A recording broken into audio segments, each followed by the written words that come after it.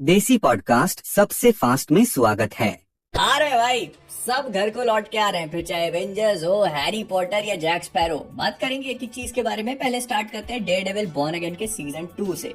तो Kristin Ritter, जो कि इसमें जेसिका जोन्स का रोल प्ले करने वाली है, काफी पहले अनाउंस कर दिया गया था। उन्होंने बताया कि उनका क्या अमेजिंग एक्सपीरियंस था डेयरडेविल बॉर्न अगेन सीजन 2 के सेट्स पे। उनको ऐसा लगा कि वो कभी छोड़ के गई ही नहीं हो। साथ ही साथ ये भी बताया कि वो लोग काफी कुछ कूल कर रहे हैं और फैंस को एक्साइटेड होना चाहिए, क्योंकि उनको कुछ बहुत ही बेहतरीन देखने को मिलेगा। उनको 2 साल पहले से पता था कि वो सीजन 2 में आने वाली है, लेकिन उनके लिए बहुत मुश्किल था इस पूरी बात को दबाए रखना।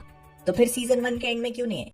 नहीं, क्यों नहीं आए? तो फिर नेटफ्लिक्स वाले सोलो लेवलिंग के एक लाइव एक्शन सीरीज पे काम कर रहे हैं। इसमें जो हमारे मेन कैरेक्टर हैं उसका रोल प्ले करने वाले हैं बियॉन वो सियोक। इसमें ये स्टार करेंगे और मतलब क्या ही फर्क, कुछ बोलूंगा तो गलत हो जाएगा। ठीक है, बस एक आई विल स्टॉप हियर।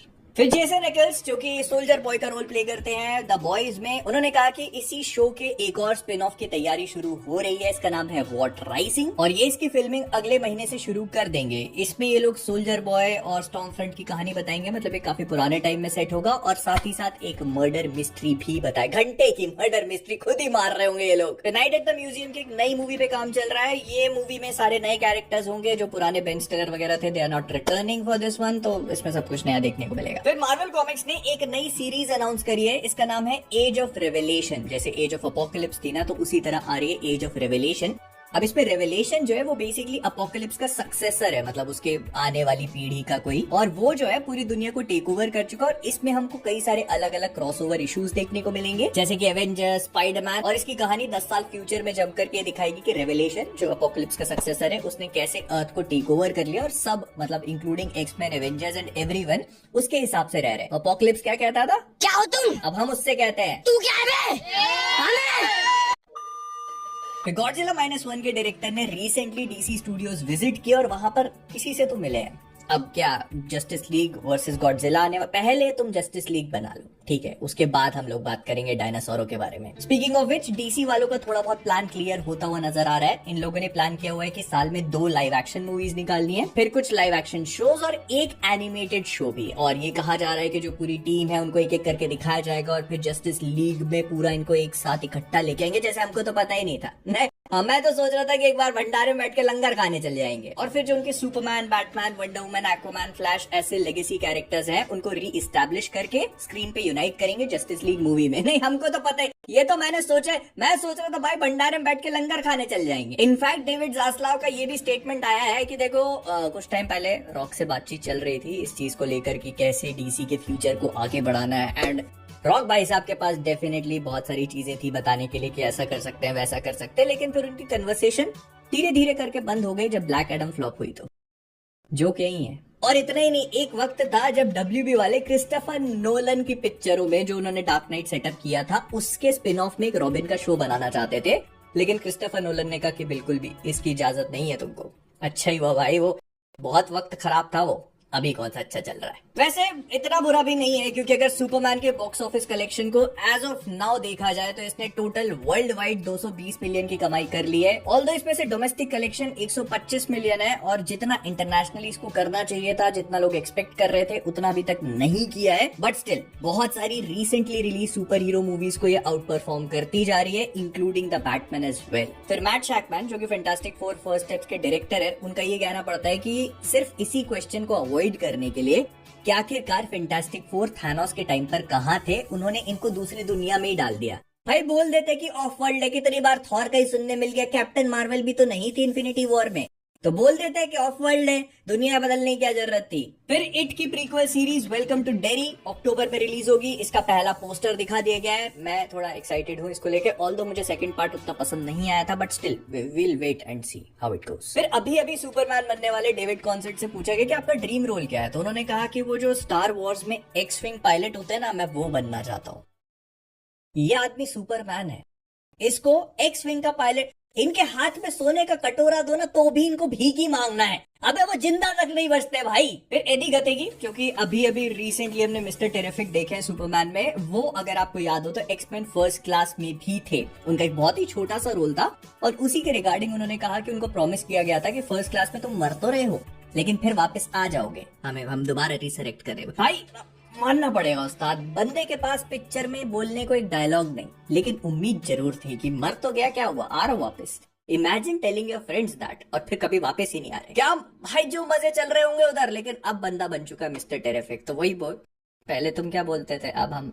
फिर हमारे बिली बुचर, कार्ल अर्बन ने फाइनली द बॉयज को बॉयज रैप अप हो चुका था, लेकिन उन्होंने गुड बाय मैसेज दिया। उन्होंने कहा कि बहुत ही बढ़िया जर्नी थी, मजा आया, फकरिंग, जो जो जो वो बोलते हैं वो सारी चीजें हम देखेंगे। उसके बाद हम भी गुड बाय बोलेंगे, फिर देखते हैं क्या होता है। एंड मैं देखना चाहता हूँ। With the Terminal, Young Women and the Sea, Lion King जैसी मूवीज पे काम करने वाले जेफ नेथनसन जो है, वो पायरेट्स ऑफ द कैरेबियन की नई मूवी पे काम कर रहे हैं। इसके बारे में हम लोग बहुत लंबे टाइम से सुनते हुए आ रहे हैं, बट अब ये सुनने को मिल रहा है कि इस मूवी जो ये लिख रहे हैं, इसमें जैक स्पैरो, एलिजाबेथ टर्नर और विलियम टर्नर, ये सब लोग वापस आएंगे। लगता है 10 साल पूरे। एक मिनट, 2007 में आई थी ना आखिरी वाली, 2025 भाई 18 साल माकड़ा जमीन पे आना ही नहीं है क्या, 20 साल होने वाले हैं। फिर रिसेंटली टॉम हॉलैंड से किसी ने पूछ लिया कि ऑडिसी का एक्सपीरियंस कैसा था, तो बंदा तारीफ करते नहीं रुक रहा।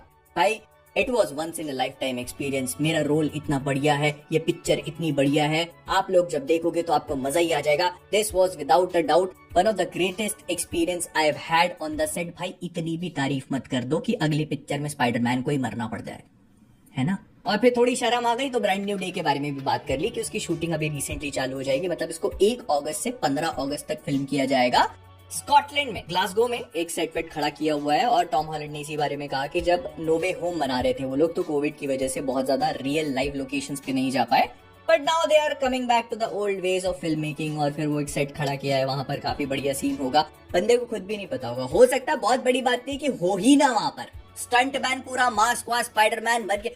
पूछ लोगे ना अगर आंख बंद करवा के कि कौन से सीन तुम्हारे, बता नहीं पाएगा। फिर हैरी पॉटर के नए शो में हैरी पॉटर बनने वाले डोमिनिक मैकलॉफ्लिन की पहली इमेज रिलीज करी गई है। ऑल इन इज वो हॉगवर्ट्स के रोब्स वगैरह दिख रहे हैं और देखो भाई देखने में बहुत बढ़िया लग रहा है, लेकिन मुझे लगता है अगर रामचरण को लेते तो परफेक्ट कास्टिंग होती। फिर जैक क्रेगलर जो कि रेसिडेंट इविल मूवी पे काम कर रहे हैं, उनका ये कहना पड़ता है कि देखो मैं जो बना रहा हूँ वो कम्प्लीटली ओबीडियंट नहीं होगा रेसिडेंट इविल गेम्स या उसकी लोर को लेके। मैं बस एक ऐसा एक्सपीरियंस बनाना चाहता हूँ जिसको देखकर आप थिएटर्स में मजा ले सको। Ah, shit. Here we go again. फिर अपने विद्युत जामवाल को नई स्ट्रीट फाइटर मूवी में कास्ट कर लिया गया। And if you guys don't know तो इस पूरी मूवी की कास्ट एकदम वाइल्ड है। रोमन रेंस, कोडी रोड्स, बढ़िया बढ़िया बेहतरीन, ऐसा लग रहा है कि पूरी रेसलिंग मैच ही देखने को मिल जाएगा। इसमें विद्युत जामवाल को कास्ट कर लिया गया है धलसिम के रोल में। धलसिम स्ट्रीट फाइटर गेम्स में एक ऐसा कैरेक्टर है जो आलती पालती मार के बैठता है, हवा में लेविटेट करता हुआ, और किसी को मारने के लिए हिलता तक नहीं है, हाथ पैर लंबे कर करके मारता है। विद्युत भाई आप अभी वस्त्र नाभि कैसे करोगे अपनी। फिर जो रूसो का कहना है कि एवेंजर्स डूम्सडे की एंडिंग अभी तक वो लोग डिसाइड नहीं कर पाए हैं। उनका कहना ये पड़ता है कि एंथनी रूसो के पास चैट जीपीटी प्लस का अकाउंट था और जब से वो मिसिंग गए हैं तब से वो जो भी प्रॉम्प्ट डालते हैं वो 3 तक खत्म हो जाता है और फिर उसके बाद उनकी कहानी उनको मिल नहीं पाती। He is not satisfied yet. देखो जो ही है ना, हाँ, जो भाई इस रोस्ट फर्स्ट पे जोक सिर्फ मैं ही मार सकता हूँ। हमको पता है डूम्सडे की स्क्रिप्ट कंप्लीट नहीं हुई है, लेकिन ऐसे मजे तो मत लो चैट जीपीटी के नाम पे। लेकिन फिर वही बिहाइंड द सीन्स देखने को मिल चुके हैं। हफ्ते दर हफ्ते हर रोस्ट फर्स्ट में यही चीज निकल के आ रही है। मैं सोचता हूँ कि इस हफ्ते कुछ नहीं आएगा, but here we are again. तो इस बार कुछ लीक वीक नहीं हुआ, ये एक आदमी की हरकत है। तो ये बंदा बॉबी डैजलर जो है, ये थॉर का स्टंटमैन है। इसने एक इमेज शेयर करी है जिसके अंदर हम लोग डूम्सडे का टीवीए वाला सेट देख सकते हैं। I am not kidding, doomsday TVA के सेट पे फिल्म हो रही है और इन्होंने ये इमेज इंटरनेट पे पोस्ट कर दी। अब इससे 2 बातें क्लियर हो जाती हैं। एक तो टीवीए आएगा, मतलब लोग अनाउंस कर दिया तो टीवीए तो आना ही चाहिए था, ये हमको पता था, ठीक है, लेकिन देख के अब कंफर्म हो जाता है। और दूसरी चीज, जो स्टंटमैन है वो थॉर का है। The reunion is happening. लेकिन आपका रियूनियन नहीं हो पा रहा है नीचे वाले लाइक बटन के साथ में, क्या कर रहे हो। मैं वेट कर लेता हूँ, आज मैं वेट कर लेता हूँ, ठीक है, तुम करो, मैं यहीं बैठा हूँ। मिलते हैं दोस्तों अगली वीडियो में। चैनल को सब्सक्राइब करना मत भूलना।